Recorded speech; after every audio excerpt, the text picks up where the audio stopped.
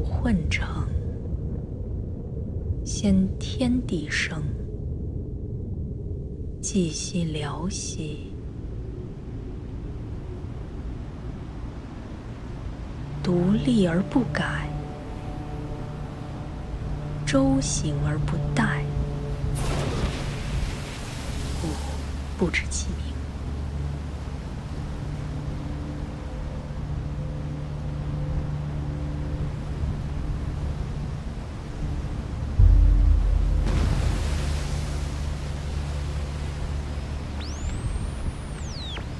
Cuando Jorge Luis Borges inventa un personaje que adquiere los recuerdos de Shakespeare con la esperanza de repetir sus geniales escritos. En cambio, solo recuerda una imagen aquí y una línea allí. Fragmentos. Pues ¿qué más son la memoria y la historia sino sueños y fragmentos incompletos? Que nadie sabe de antemano el final de la historia.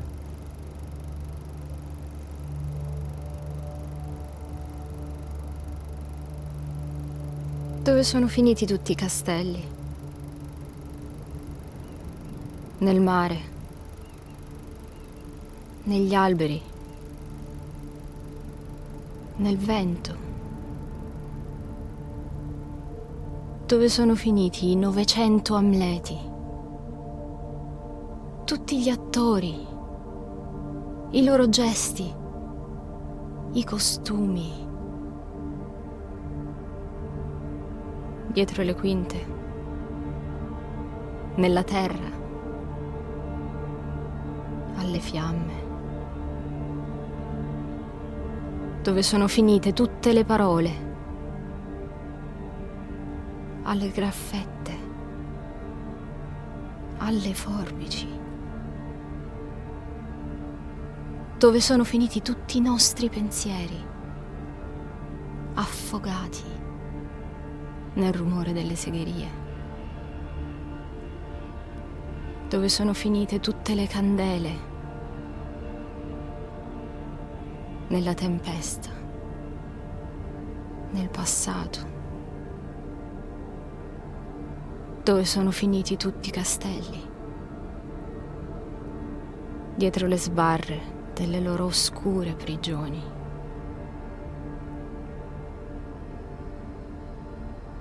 Por que você é obcecado por Hamlet? Por que não escolher algo novo? Por que todo mundo quer fazer isso? Seria algo mais inovador, algo diferente.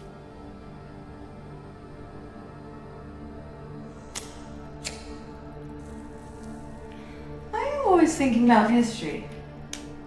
It's this obsession of yours. My mind now drifts to places far away. I'm walking the streets and squares of Elson, when suddenly I recall the most unhappy story. An unhappy king killed by his nephew because of some whimsical speculations.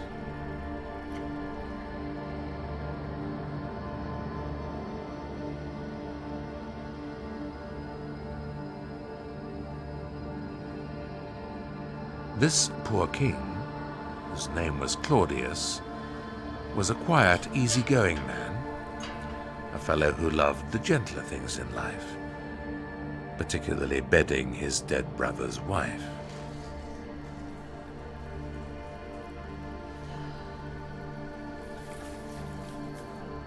Indeed, he was gracious towards everyone, the poor, the high and mighty, but mostly to the young women of the court, but not much is ever said about that. He didn't rule without advice. No, no, no. He was never superior and handled the kingdom's affairs diligently, with ease and with dignity. Just why his nephew killed him, no one ever really knew. This prince suspected him of murder. on the basis that when he was taking a midnight stroll along an ancient battlement, he thought he saw a ghost. He was supposed to have had a conversation with this ghost, and what the ghost told him was that he was his father.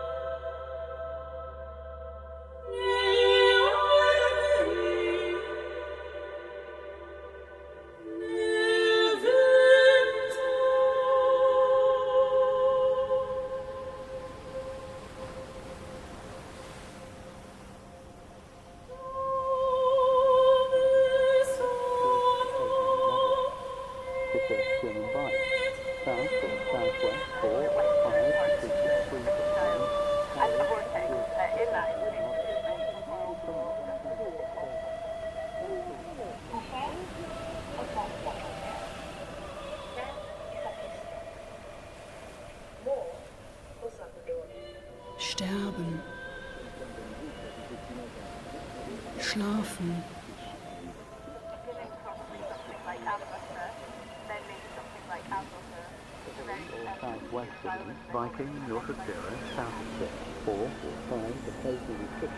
Au lieu de restreindre l'espace des fantômes, laisse derrière eux l'époque des fantômes qui était l'époque des manoirs, d'une certaine technologie fruste, enfin d'une certaine époque.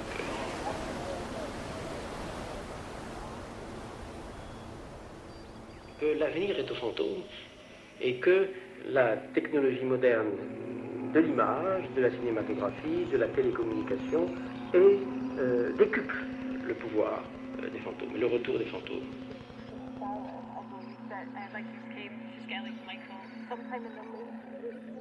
Sterben. Schlafen. Alas, poor ghost. What is a ghost? Words, words, words. Speak. I am bound to hear. The text itself is the ghost. The reader is the medium. The ghosts of all the plays that are going to make Hamlet. The dead actors, playwrights and poets haunt the drama. Oh, my offense is rank. It smells to heaven. It hath the primal eldest curse upon it. A brother's murder. Sterben. Schlafen. Sterben. Schlafen. Adieu. Hamlet. Remember me.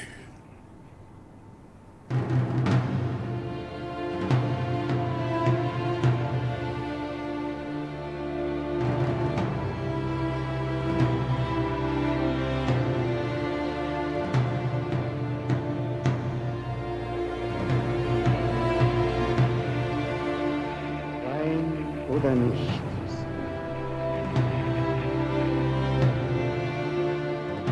Das ist die Frage. Ob's edler im Gemüt die Pfeil und Schleudern des wütenden Geschicks erdulden oder sich wappnend gegen eine See von Plagen durch Widerstand sie enden. Sterben, schlafen.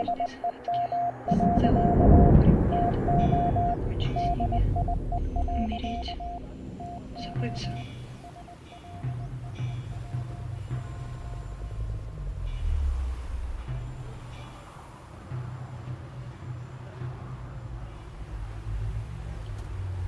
Mark me. My hour is almost come. I will. When I to sulphurous and tormenting flames must render up myself. Alas, poor ghost. Lend thy serious hearing to what I shall unfold. So art thou to revenge when thou shalt hear. I am thy father's spirit, doomed for a certain term to walk the night, and for the day confined to fast and fires, till the foul crimes done in my days of nature are burnt and purged away. But that I am forbid to tell the secrets of my prison house, I could a tale unfold, whose lightest word would harrow up thy soul, freeze thy young blood, make thy two eyes like stars start from their spheres, thy knotty and combined locks to part, and each particular hair to stand on end, like quills upon the fretful porpentine. But this eternal blazon must not be to ears of flesh and blood. List, Hamlet, oh list.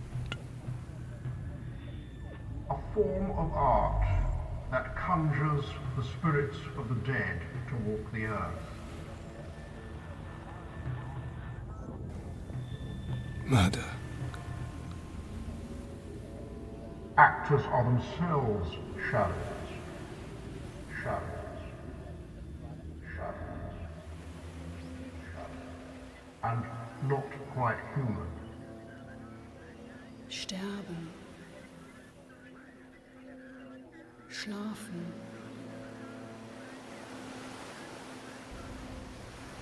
Le fantôme, ça peut être aussi non seulement notre propre inconscient, mais plus précisément, c'est l'inconscient d'un autre. C'est l'inconscient de l'autre qui parle à notre place. C'est non seulement notre inconscient, mais l'inconscient d'un autre qui nous joue des tours, qui parle à notre place. Ça peut être terrifiant. If thou didst ever thy dear father love, Oh, heavens. revenge is foul and most unnatural murder. Murder most foul, as in the best it is, but this most foul, strange, and unnatural. Haste. Haste me to know it, that with wings as swift as meditation or the thoughts of love may sweep to my revenge. I find thee apt. List, Hamlet, oh list. What form of prayer can serve my turn? Forgive me my foul murder. That cannot be, since I am still possessed of those effects for which I did the murder, my crown, mine own ambition, and my queen. May one be pardoned and retain the offense? Foul, strange, and unnatural.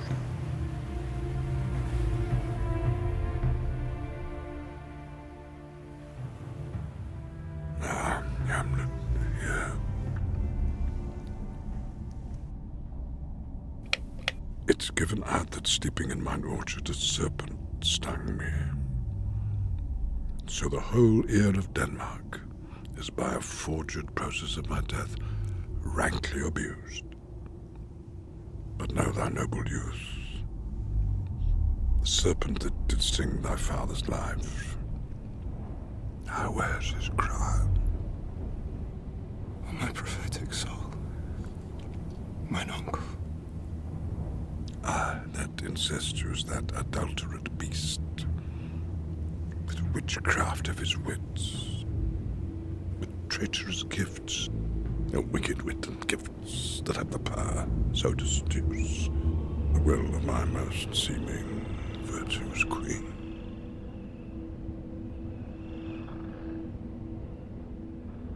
Oh, Hamlet, what a falling off was there. From me, whose love was of that dignity that it went hand in hand even with the vow I made to her in marriage, and to decline upon a wretch whose natural gifts were poor to those of mine.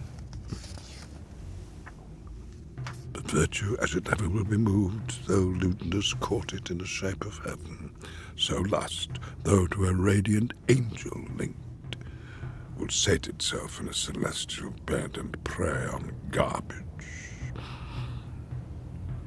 Soft. Things I scent the morning's air.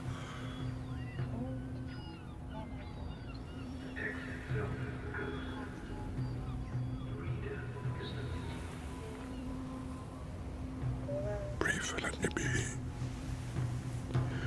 Sleeping within mine orchard, my custom always in the afternoon, upon my secure hour, my uncle stole, with juice of cursed Hebanon in a vial, and in the porches of mine ears did pour the leprous distilment, whose effect holds such an enmity with blood of man that swift as quicksilver it courses through the natural gates and alleys of the body, and with a certain vigour it doth posset and curd, like eager droppings into milk, the thin and wholesome blood.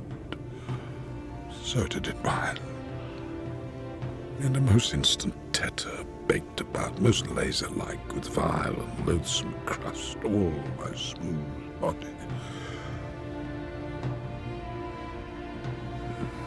Thus was I, sleeping by a brother's hand, of life, of crime, and queen, at once dispatched,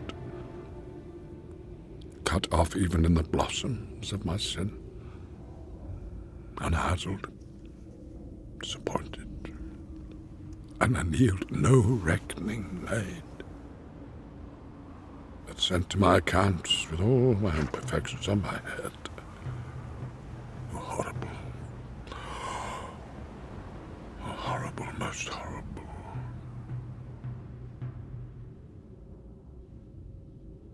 If thou hast nature in thee, bear it not. Let not the royal bed of Denmark be a couch for luxury and damned incest. But howsoever thou pursuest this act, tent not thy mind, nor let thy soul contrive against thy mother aught. Leave her to heaven, and to those thorns that in her bosom lodge to prick and sting her. Fare thee well at once. The glowworm shows the matin to be near, against to pale his ineffectual fire. Adieu, adieu, Hamlet. Remember me.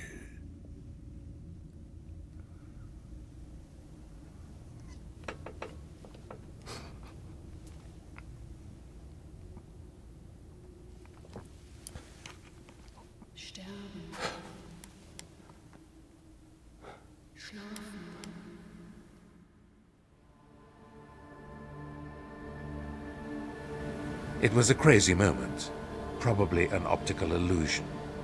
This prince was highly strung in the extreme. His fellow students studying at Wittenberg thought he was a maniac. Later, he went to his mother's room to tell her she should leave her new husband, when suddenly, in the middle of the conversation, he lost his self-control, screaming that the ghost was there in front of him again. But his mother looked at him strangely, for she didn't see anything. Much later, most of the facts of the case were forgotten, and an English playwright made up a completely different story. Ah, so much for history.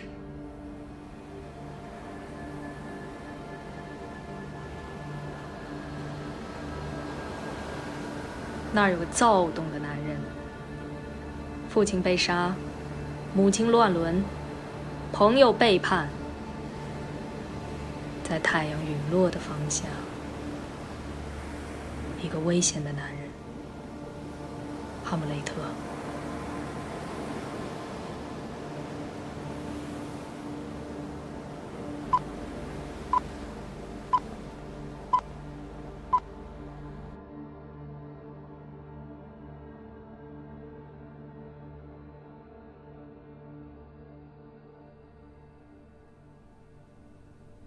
A text is a river that freezes into the ice. A text is a river that freezes. So, from now on and for all eternity, the Hamlet myth will be associated with the name of Shakespeare. The same is true of all Shakespeare's plots. They are great universal myths, legends, and folk tales. Romeo and Juliet existed in many different versions and languages and cultures before Shakespeare put his name to it. That at the moment of private property, Shakespeare puts his name to. This is a kind of willpower that we associate especially with Shakespeare, who puts his signature to what had previously been common property. Shot 2, take 1. Shot 1, take 2. When genius steals so brazenly, none dare call it theft. Instead, we speak of adaptation and of influence. Was Shakespeare a criminal? Hamlet is borrowed from an original source, a play by Thomas Kidd, in which Shakespeare may have starred as an actor. A tale from Saxo Grammaticus, probably taken from an ancient Irish source. Hamlet is influenced by Thomas More, by Machiavelli, and of course the essays of Montaigne. These works of early modernity are all over the play.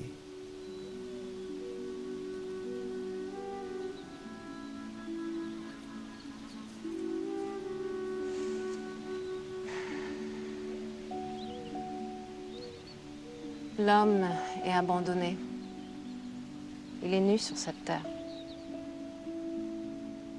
Alors que il est lié, il est garrotté, enfermé presque.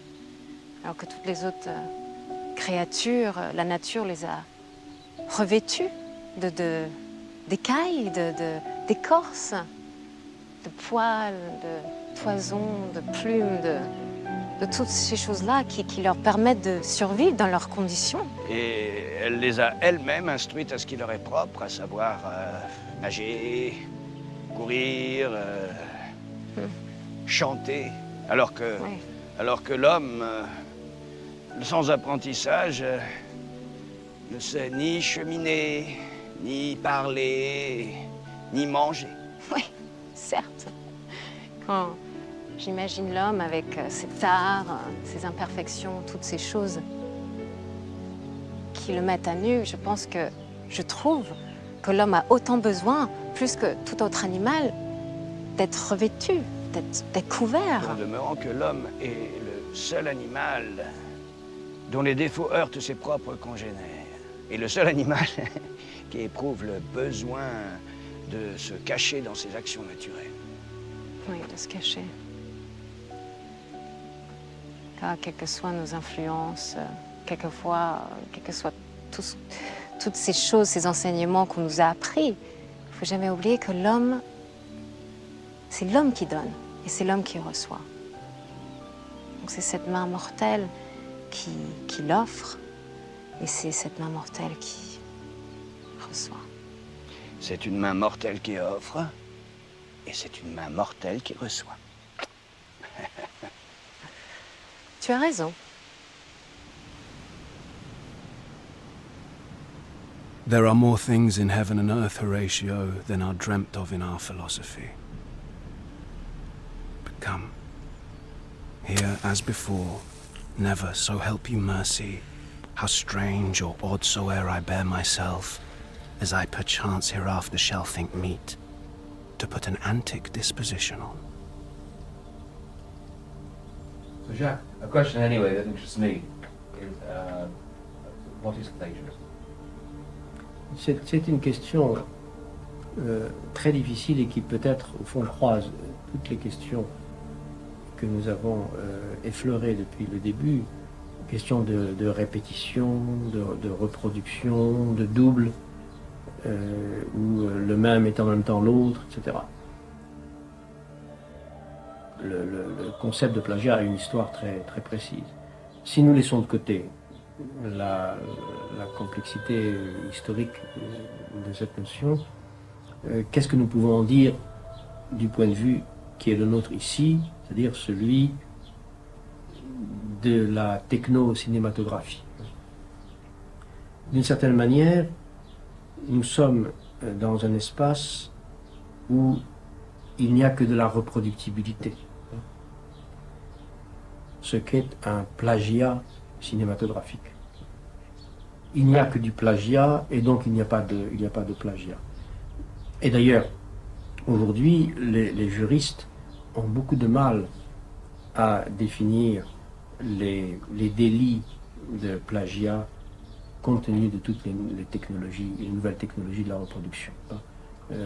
Le droit qui réglait les rapports de propriété et d'emprunt ou de vol pour des textes écrits, pour de la littérature par exemple, ou pour du théâtre, ce droit n'est plus pertinent au sujet d'œuvres comme l'œuvre cinématographique, l'œuvre photographique.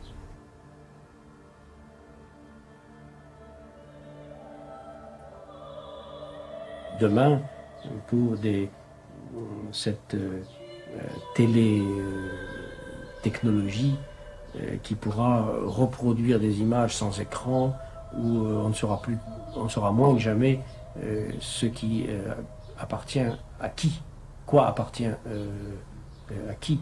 Par conséquent, au regard de ces nouvelles technologies, comme on dit, la notion de plagiat elle-même va paraître archaïque, va paraître désuète, obsolète. Et pourtant, il faudra bien inventer une notion, une valeur d'originalité appropriée à cette nouvelle technologie de la reproduction, à ces nouvelles reproductibilités, qui préservent non pas le droit d'auteur d'un individu, non pas la propriété d'une œuvre, mais qui préservent l'événement, la singularité de l'événement. En quoi consistera la singularité d'une œuvre demain, quand les techniques de reproductibilité, de reproduction ont encore connu de nouvelles mutations. Et il faudra le faire non pas simplement pour une chance encore à l'événement, c'est-à-dire à l'invention de l'unique. Il faudra inventer quelque chose qui remplacera la notion de plagiat, non pas pour protéger une propriété ou un droit, mais pour donner sa chance à cette improvisation dont nous parlions tout à l'heure, c'est-à-dire à la singularité absolue, c'est-à-dire à l'autre. Pour donner sa chance à l'autre, il faudra remplacer la notion de plagiat par quelque chose d'autre. Je ne sais pas nommer cette chose, autre chose, mais je suis sûr qu'il ne suffira pas qu'elle relève du droit de propriété, de la protection des œuvres par des avocats, par l'État, par des autorités, hein. Mais qu'en somme, l'œuvre se défende toute seule, que l'événement se défende tout seul contre le plagiat. Et ça sera difficile, ça sera toujours presque impossible, mais ça sera livré à l'acte d'improvisation même. Autrement dit, il ne s'agira pas de charger un État ou un avocat de protéger une improvisation contre des imitations. Il faudra que l'improvisation elle-même, l'expérience de l'autre dans l'improvisation, soit la seule défense contre le plagiat.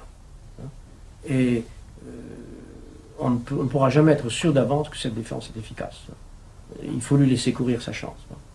Que chaque fois que je m'adresse à l'autre en improvisant, le plagiat ne soit plus possible.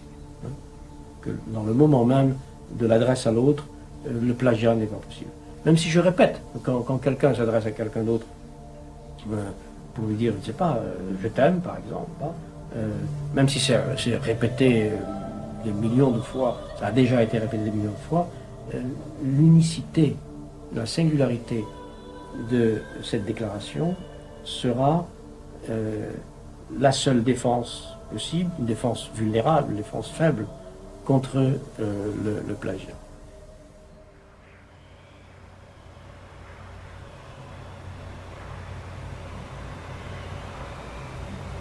Tic, toc, passano nella vita del principe. Tic, toc, passano nella vita dello schiavo. Fermatevi per un momento, oh grandi. Mettete il vostro tic dov'è il vostro toc.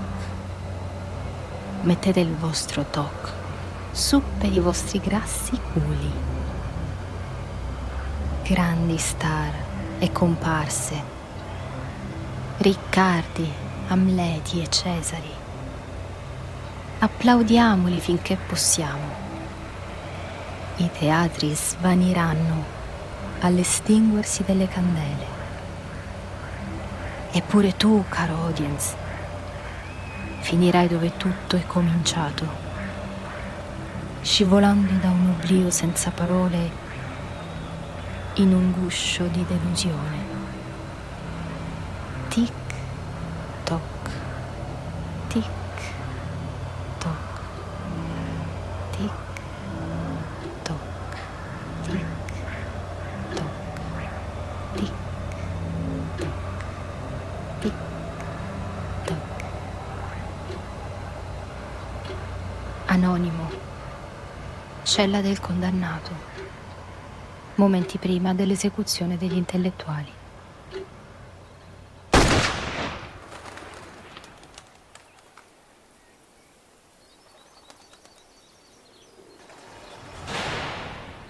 I am studying how I can compare this little prison to the world. And because the world is populous and here I am the only living creature, I cannot do it. Yet I will hammer it out. My brain, I'll prove the female to my soul the husband. And these two beget many creatures, many self-breeding creatures. And these same creatures, people, this little world. Quite another context. He's in prison, I know that. And he's trying to amuse himself so he doesn't go stark raving fucking crazy. Have I ever been in prison? Yeah, sure, I have been in prison. I went to sleep. I thought that was a good move. Just sleep until they wake you up. It ain't nothing to stay awake for in prison. More time you can get away with. Thoughts tending to contentment, they do flatter themselves that they are not the only slaves to fortune, nor will they be the last. Like silly beggars, sitting in the stocks, taking refuge that many have and others will suffer similar misfortunes,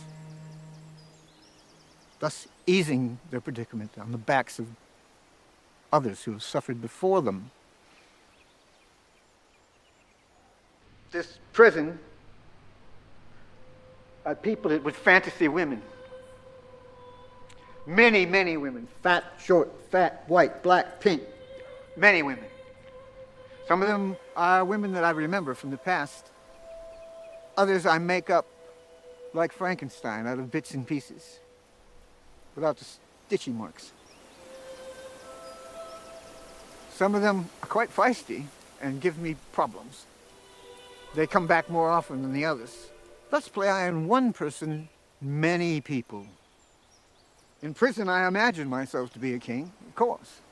Why would I imagine myself to be anything else? I'm free to do what I like with my imagination. But I were king, and treasons make me wish myself a beggar. Then crushing penury makes me wish myself a king again, and kinged again, and then unkinged, and straight am nothing.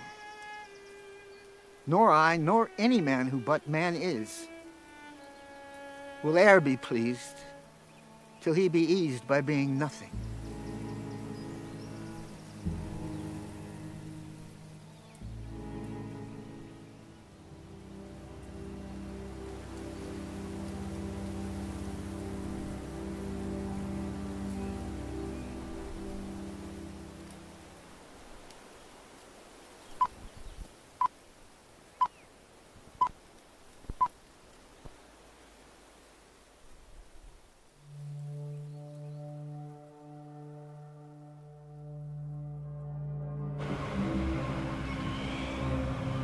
Sterben. Schlafen.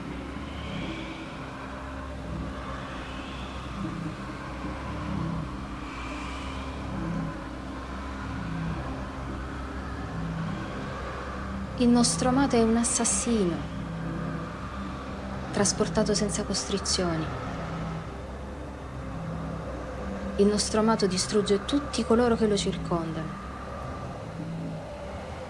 Segue un impulso che dichiara giusto. Non ci si può fidare del nostro amato. I fantasmi che vede sono frammenti dalla sua mente. Dobbiamo agire ed uccidere il nostro amato. Agire prima che il suo veleno si diffonda impercettibilmente nel terreno dell'umanità. La nostra unica opzione è l'assassinio. Assassinio più atroce, come nelle migliori tradizioni. Il nostro amato ha un nome che conosciamo. Osate pronunciare il nome. Hamleto.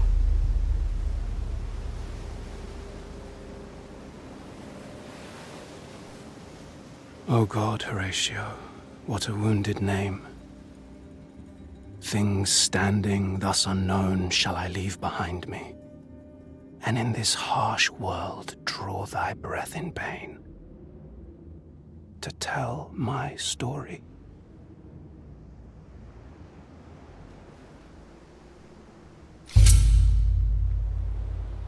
The name I found was pronounced something, I think, like Amletha, found in a text called Gesta Danorum, written by a Danish author called Saxo Grammaticus, round about 1200. Saxo has a long, long, long narrative about a character called Amlethus, who is like Hamlet. What hadn't been done before was to try to relate the name Amlethy both to Irish and to an area of grinding and turbulent sea. In the very old Irish text, Cormac's Glossary describes a sea going round and round. We have the centre of a vortex like this described as a mouth or an eye. Anything which gets into a vortex finds itself completely unable to leave. Something like the main characters in Shakespeare's Hamlet. Hamlet is a name based on the Norse for a jester who plays the fool. The simpleton who survives in a tyrannical dictator's court by pretending to be more idiot is a common theme to all these stories that revolve around the Hamlet name.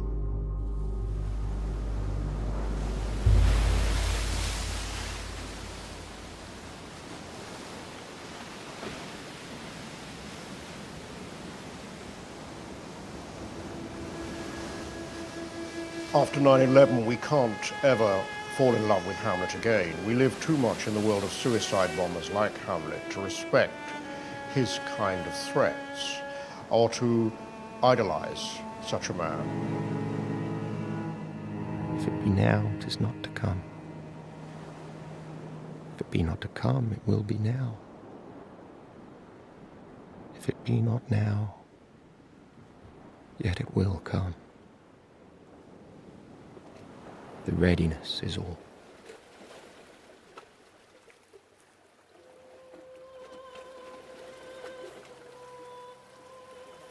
That sense that Hamlet is a fanatic, a martyr, goes back to James Joyce.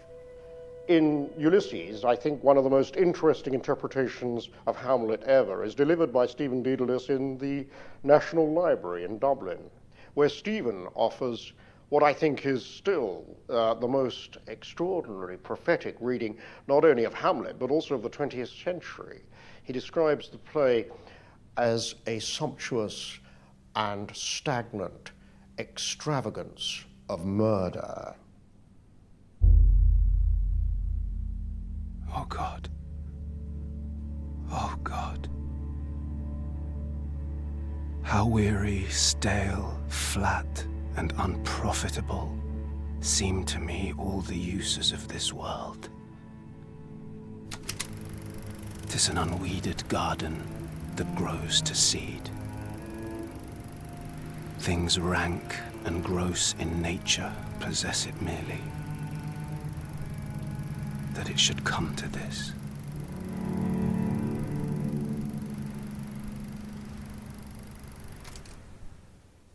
There is a Hamlet moment, and certainly the hesitation, the pause that's central to the Hamlet experience, has to do with Shakespeare's own career in 1600. This is a Globe play. The Globe had opened in 1599, the first play that Shakespeare wrote for the Globe, which resonates and echoes through Hamlet, was Julius Caesar. And something happens in Julius Caesar which is unique to theatre history and has to do with the theatre itself, the space of the Globe. The Globe seems to have been the world's perfect performance space for enacting thinking. As a machine for thinking in, the Globe had never been anticipated and was never surpassed. The Globe as a machine for thinking in produced a unique Shakespearean inwardness, an interiority, a mystery that will never be plucked out. Has to do with the performance of thinking that the Globe seems to have been uniquely equipped to stage, to present. It's there already in Julius Caesar, where on the night before the assassination, Brutus pauses, hesitates, and meditates that between the acting of a dreadful thing and the first motion, all the interim is as a phantasm, a dream, a hallucination. That interiority is completely new in world literature. It's the beginning of the modern self. What is a man, if his chief good and market of his time be but to sleep and feed? A beast, no more.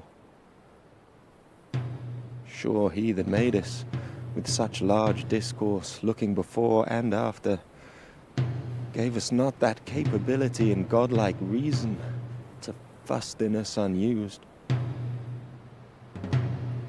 Now, whether it be bestial oblivion, or some craven scruple of thinking too precisely on the event, the thought which courted hath but one part wisdom and ever 3 parts coward. I do not know why yet I live to say this thing's to do, sith I have cause and will and strength and means to do it.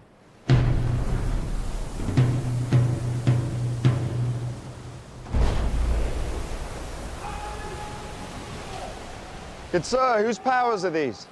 The heir of Norway, sir. How purpose, sir, I pray you? Against some small part of Poland. Who commands them, sir? The son of the old Norway, Fortinbras. Young Fortinbras wants to invade Denmark to reclaim what his father, old Fortinbras, has lost in single combat against old Hamlet.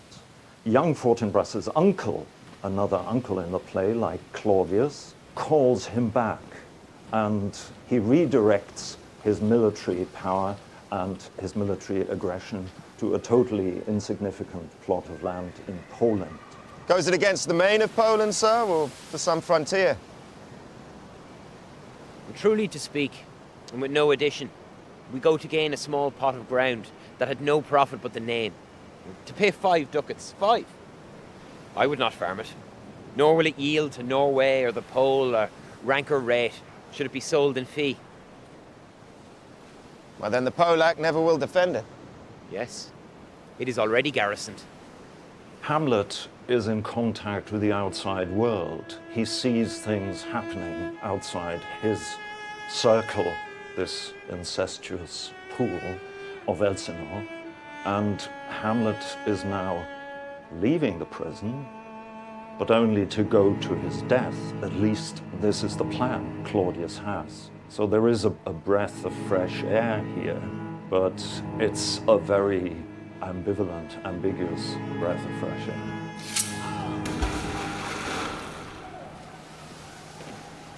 This is the imposthume of much wealth and peace, that inward grows and shows no cause without why the man dies.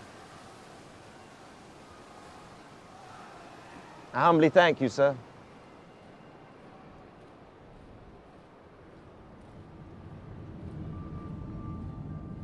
不战而屈人之兵，善之善者也。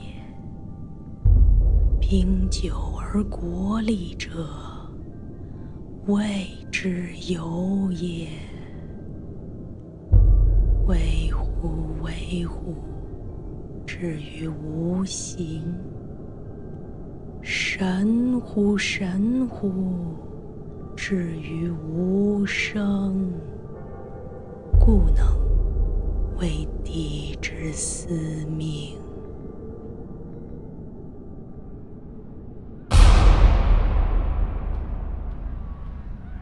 Witness this army of such mass and charge, led by a delicate and tender prince, whose spirit, with divine ambition puffed, makes mouths at the invisible event, exposing what is mortal and unsure to all that fortune, death, and danger dare, even for an eggshell.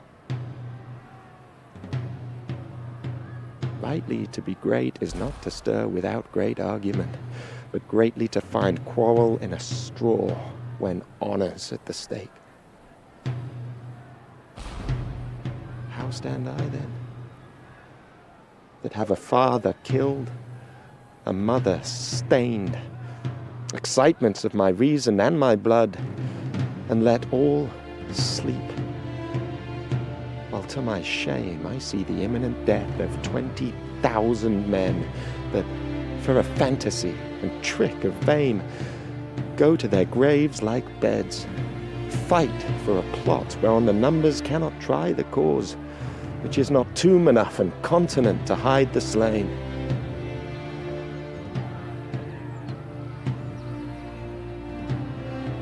Oh, from this time forth,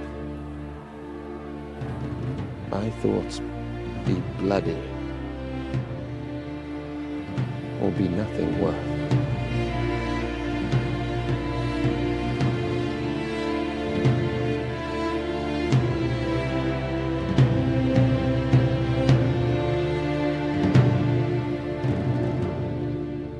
Auch im Dritten Reich spielt Hamlet eine Rolle. Es gibt eine berühmte Inszenierung mit dem Schauspieler Gustav Gründgens, der später das Vorbild für Klaus Manns Mephisto wird. Und diese Inszenierung, in der Gründgens keineswegs einen tatkräftigen, dem Zeitgeist entsprechenden Täter spielt, wurde nach dem Krieg als eine Art Bild für die innere Emigration. Das heißt, der Prinz ist umgeben von Feinden und er kann nicht sagen, was er wirklich denkt, was er wirklich meint, wurde also nach dem Krieg in diesem Sinne apologetisch, in einer teilweise auch fragwürdigen Selbstverteidigung verwendet. The contradictions of the play have to do, I think, with the essential contradiction in Shakespeare's own mind, the existential crisis of whether to take arms against a sea of troubles and by opposing end it. Too many critics have seen that as a great speech about suicide. It is, of course, a great speech about the suicide bomber, the man who takes arms against a sea of troubles and destroys the entire society around him, as Hamlet will ultimately do. The French critic René Girard asks us to imagine Hamlet with his finger on the nuclear button.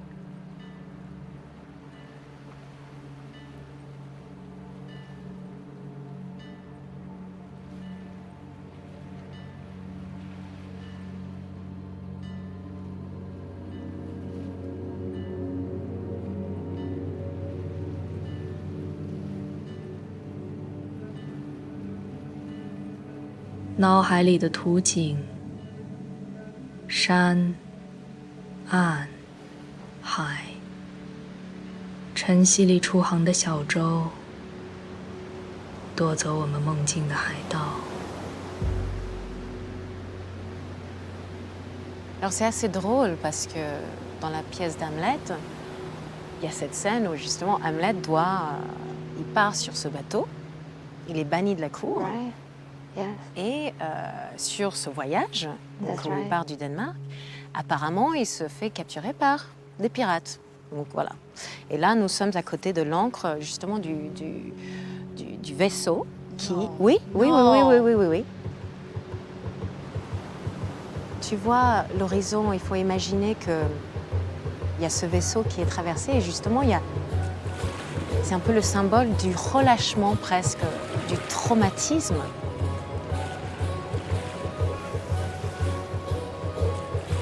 Moi, en tant que pirate, j'étais pirate, hein, et je peux vous assurer que Hamlet était vraiment... c'était un vrai mec, quoi. Un vrai mec. Yeah, Un exactly, vrai mec. exactly. Ouais, un vrai mec. Hamlet. Ouais, Yes. un vrai mec. Et c'est toutes les nanas, alors vraiment toutes les nanas sur le bateau voulaient se la faire. Donc, bon, moi, j'ai pas tout vu, mais j'ai senti qu'il y avait toute cette sensualité qui se dégageait. Et je pense même que c'est sur ce bateau, sur ce vaisseau, que Hamlet a pu devenir homme. So, how many female pirates were there and how many male pirates were there? Alors en fait, ce qui est intéressant sur ce vaisseau, on était 12. So 5. Non, oui, 12. So 5, yeah? Ouais. Okay, ouais, right. ok. So 5 5 mecs. female, 5. Non, 12 filles. So, you know, they're pirates and they're bored. Like, did they fuck him? Or? Ah bah oui. Of course. C'est cool, non? I can't. C'est cool. It's Hamlet. Sterben. Schlafen. Sterben. Schlafen. Ouais, je sais, c'est l'extase. Parce que c'est la vraie liberté, tu sais.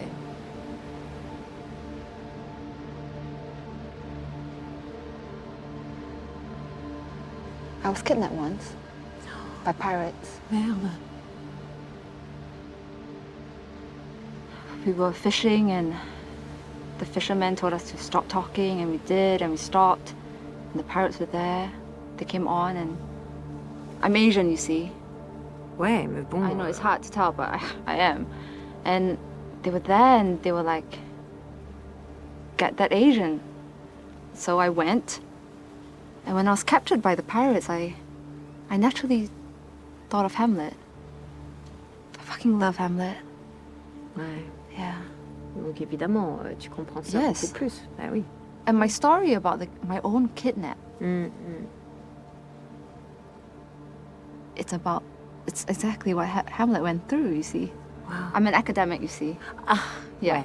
So, Je comprends. Donc tout de suite, ta première pensée, c'est direct, c'est Hamlet. Right. Ok, je comprends. Exactly. Ouais. Ben, est-ce que ça t'a sauvée? That's right. Tu es amoureuse d'Hamlet? No, yes. Tu es amoureuse d'Hamlet?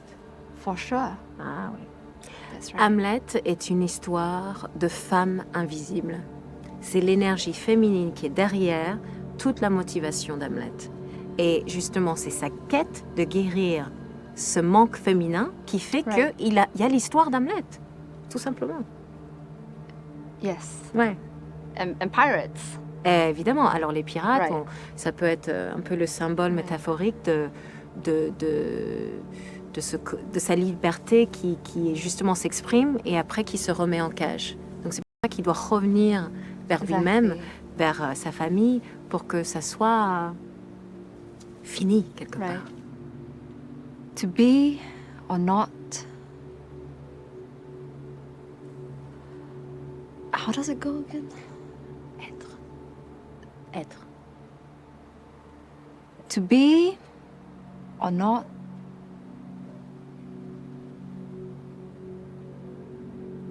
Être. Être. Voilà. Yes. C'est ça la question. Sterben. Schlafen. Hamlet was played well into the 18th century for laughs. It was played because popular audiences enjoyed the story as knockabout fun. The sense in which Hamlet is an intellectual play, a play about thinking rather than acting, dates from the end of the 18th century, and the romantic identification with Hamlet as the European intellectual who hesitates and who pauses.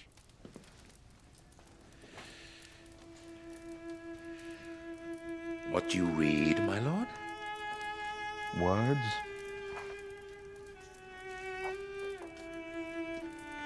Words.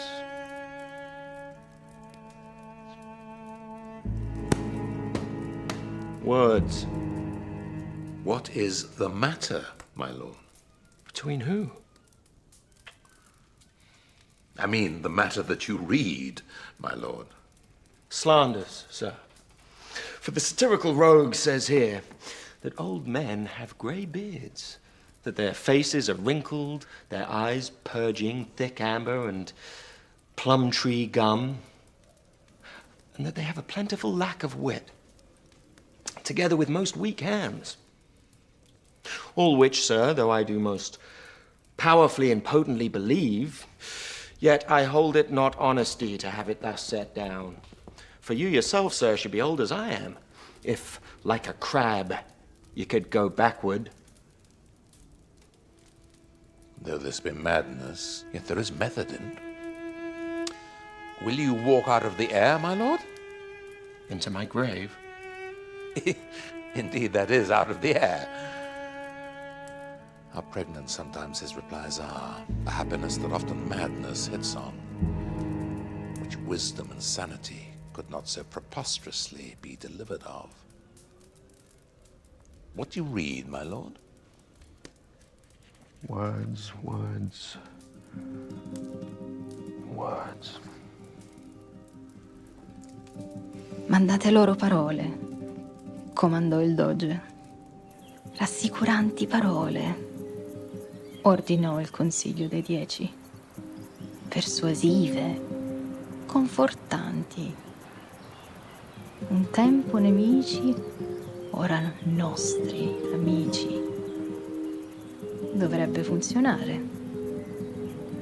Usate la più sofisticata criptologia per creare l'effetto. Dolci parole devono essere, sussurrò il Consiglio. Promettenti, ammalianti, irresistibili, così da celare vendicative lame veneziane.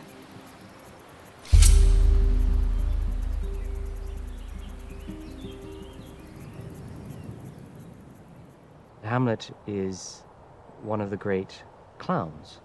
He's a dissimulator in the sense that he puts on the madness as a kind of escape, fooling and tricking those around him who would trick and fool him. As Lacan says, Hamlet is the tragedy of desire. Some people feel that psychoanalysis, in the perspective of Jacques Lacan, treats language, so words, as a kind of prison house. But I think there's another view about words, which is that words are also where we have our chance. We have an opportunity. It's for us to play, to speak, to write. And you can look at Hamlet that way. You can say he's in a prison house in Elsinore, of his own making. Because of Hamlet being so inventive at the level of language, the way he plays with language, the way he puns, the way he breaks off into all sorts of wild, antic speech, we can think of words that way as well. 啊，我好苦。谁料过去的繁华，变作今朝的泥土。我们在其幻化中却认出了万般袅娜，但它们并不存在，从未存在。 Do you see yonder cloud that's almost in shape of a camel? By the mass. And 'tis like a camel indeed. He thinks it is like a weasel. It is backed like a weasel. Or like a whale.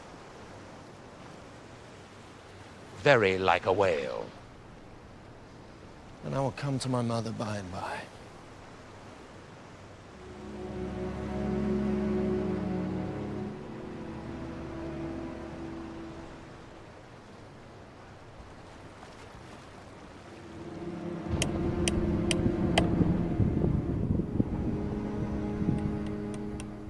Hamlet mit dem Trademark Skull ist eigentlich immer das beste Bild für Tod, für Zerstörung, für den Untergang von Kulturen. Das heißt, in diesem Hamlet-Bild ist die gesamte intellektuelle Geschichte Europas im Zustand der Zerstörung aufgerufen. The Hamlet of Europe now looks upon millions of ghosts. Und dieser Hamlet of Europe hebt Schädel auf. He picks up skulls and he looks at them. Sieht sie sich an und es sind alles berühmte Schädel. Es sind die Schädel von europäischen Philosophen. Leibniz, who dreamed of universal peace. Kant, who begat Hegel, who begat Marx. Und dieser Hamlet of Europe, this Hamlet of Europe, now asks himself, what shall I do? What shall become of me?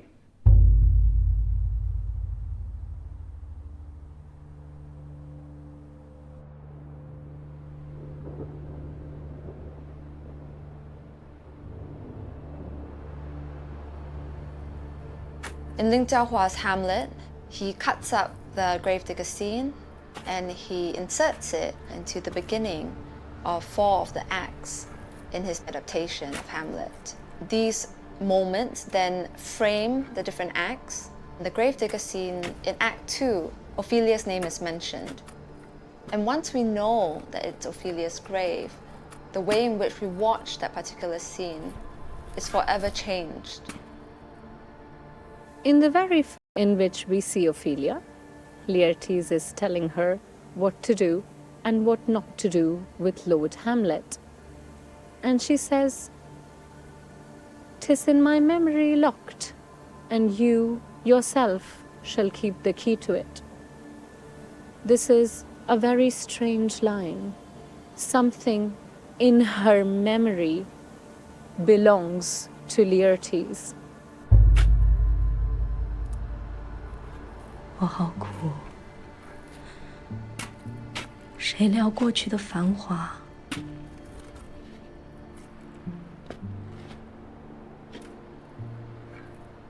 just as Ophelia is about to be buried, Laertes says, "Hold thy hand a while, hold the earth," because he leaps into Ophelia's grave.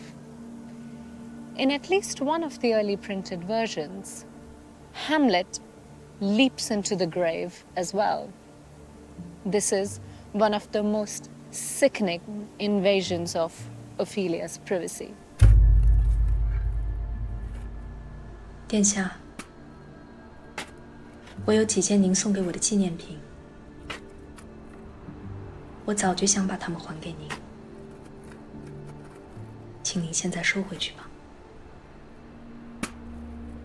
All the men are constantly evading Ophelia's psychic space for their own exploitation, for their own personal gains. 那时候您还向我说了许多甜言蜜语，使这些东西显得格外贵重。现在它们的芳香已经消散，请您拿回去吧。因为在有骨气的人看来，送礼的人要是变了心，礼物虽贵，也会失去了价值。She is tragic, but not in the aesthetically tragic way that Gertrude describes her death. She is tragic because we haven't asked enough questions about her death. She, in her real madness, does something that Hamlet can only dream of doing with his feigned madness. She questions the court about the death of her father. It was because of her politically dangerous madness that she met her end. In fact, she was murdered. 我好苦，谁料过去的繁华变作今朝的泥土。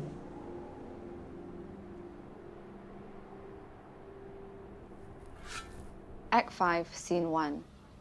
We're introduced to two clowns. The first clown and the second clown. They're digging Ophelia's grave. I have a riddle for you. Tell me.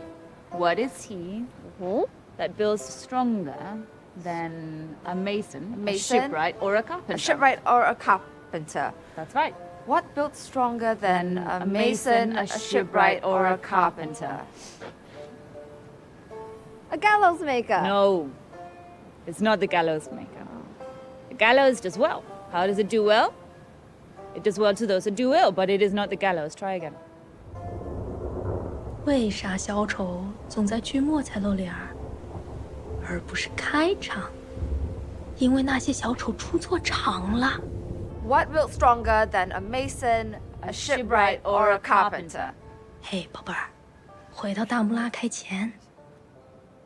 I don't know. Tell me. I'll tell you.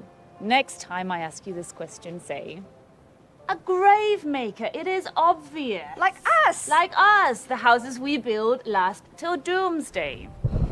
Tell me another. I'll tell you another. It is from the gravedigger scene that we take the most iconic image of Hamlet. Hamlet the philosopher, Hamlet the great thinker, Hamlet holding the skull and gazing at it in contemplative silence. Hamlet in the gravedigger scene is not the idealist philosopher. Hamlet in the gravedigger scene is the materialist philosopher. 没有欢笑，没有把戏，你们比死人还听话。你们可做不到永远装疯卖傻。戏一开场，你们就露馅儿了。我们早把你们小丑看透了，看得透透的。How long will a man lie in the earth ere he rot? 5 years. But a tanner will last you 9 years. Why so long? Because his skin is so tanned with his trade that it will keep the water out. Marx is haunted by Hamlet. Hamlet is like a ghost that reoccurs in so many of his most famous writings. When Marx moved to London in 1849, it appears that Shakespeare and Hamlet became obsessions for the entire family. The little Marx children apparently were able to recite whole scenes of the play. The gravedigger scene, more than anything in the entire play, represents and embodies Shakespeare's ability to combine the tragic and the comic, the deadly and the comic, the sublime and the base and the vulgar. And this is something in Shakespeare's imagination that Marx was attracted to. Something that perhaps became an obsession to him. As we know, as Marx says, all the great events in history occur, as it were, twice. The first time as tragedy, the second as farce. Люди сами делают свою историю, но они ее делают не так, как им вздумается. При обстоятельствах, которые не сами они выбрали, а которые непосредственно имеются налицо, даны им и перешли от прошлого. Традиции всех мертвых поколений тяготеют, как кошмар над умами живых.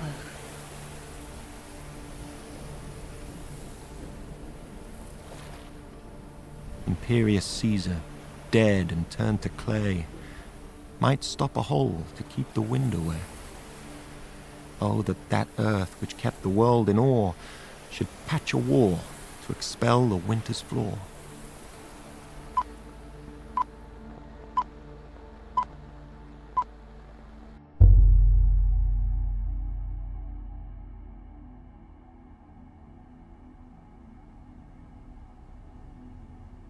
The players themselves know in Hamlet what a profoundly uncanny act performing is.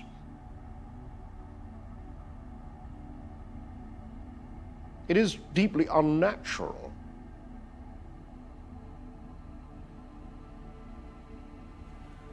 O wretched state! O bosom black as death!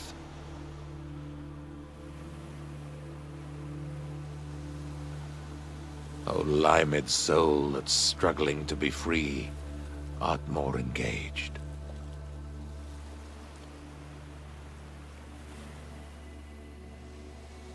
And that uncanniness, which goes right to the end of Shakespeare's career, where Prospero says, "Graves at my command have oped and let their sleepers force," haunts Shakespeare's theatre as a perhaps unlucky phenomenon.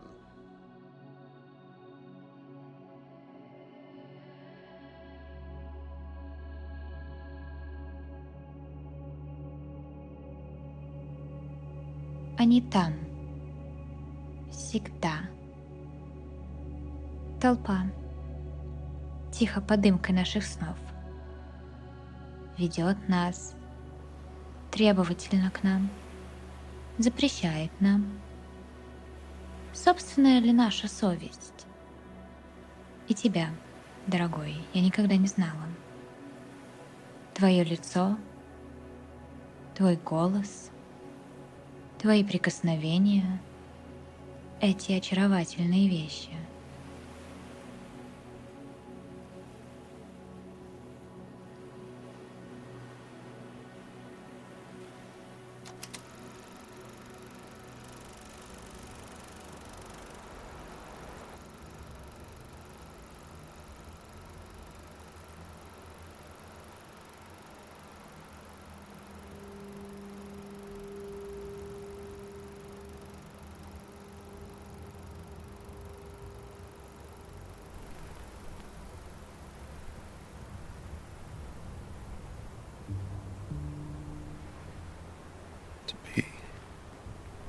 Or not to be? That is the question.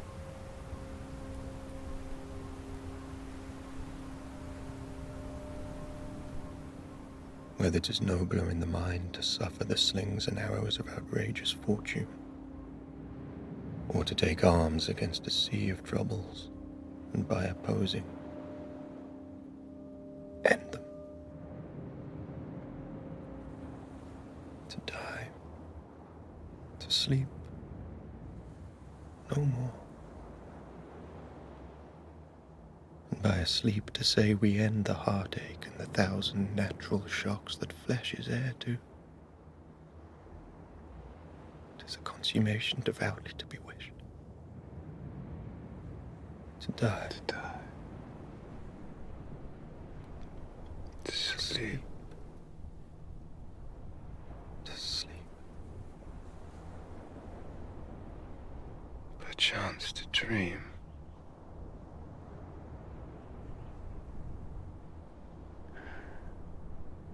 Aye, there's the rub.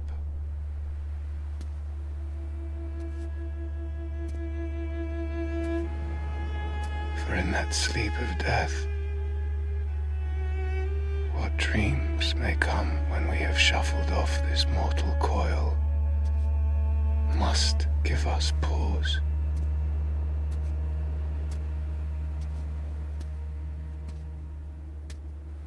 There's the respect that makes calamity of so long life.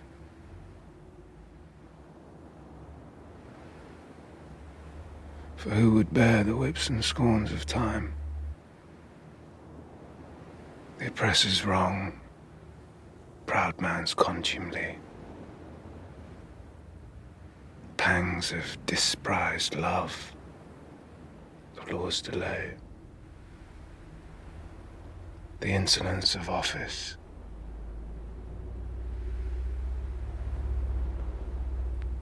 but that the dread of something after death, the undiscovered country, whose bourne no traveller returns, puzzles the will,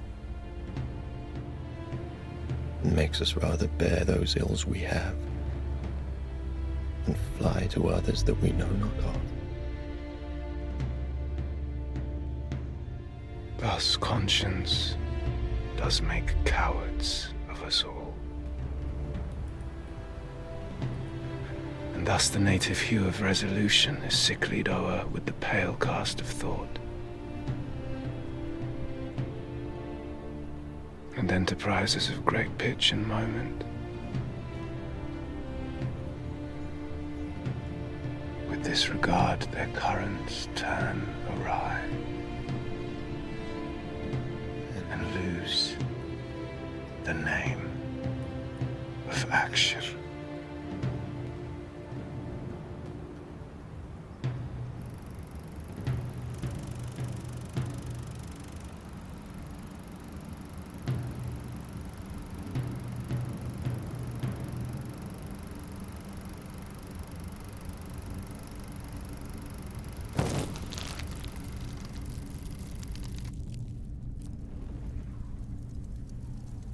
Dove sono finiti tutti i castelli? Nel mare, negli alberi, nel vento. Dove sono finiti i 900 Amleti? Tutti gli attori, i loro gesti, i costumi. Dietro le quinte, nella terra, alle fiamme. Dove sono finite tutte le parole, alle graffette, alle forbici. Dove sono finiti tutti i nostri pensieri, affogati nel rumore delle segherie. Dove sono finite tutte le candele, nella tempesta, nel passato. Dove sono finiti tutti i castelli, dietro le sbarre delle loro oscure prigioni, nei recessi delle nostre menti.